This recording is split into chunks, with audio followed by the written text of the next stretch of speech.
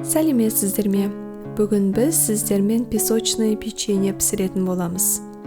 Бұл печенье менің ең сүйікті печеньелерімнің бірі десем де болады. Дәмі өзіме ұнайды.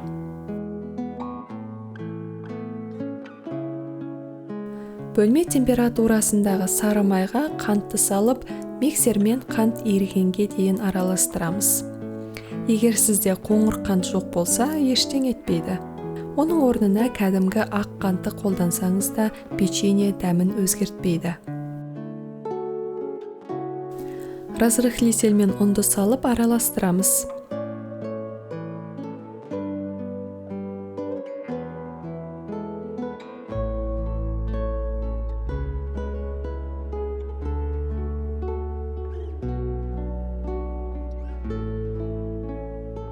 Қолмен илейміз.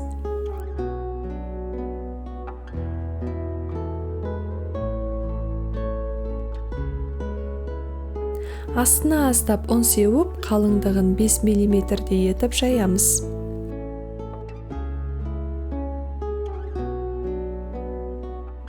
Кез келген дөңгелек формамен қамырды кесеміз.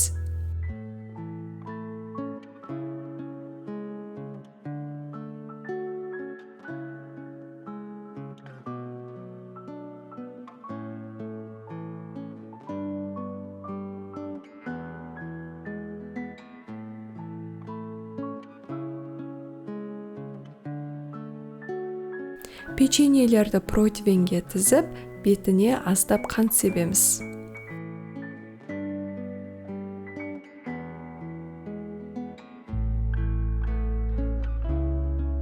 Алдын ала 180 градуста қыздырылған пеште 20 минуттай қызарғанша пісіреміз.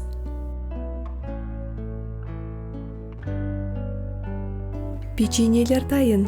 Түрі сондай әдемі. Иісі мұрын жарады. Дәмі өте керемет, күтірлеп тұр. Егер видео сізге ұнаса, лайк басып каналға тіркелуді ұмытпаңыз. Сау болыңыз.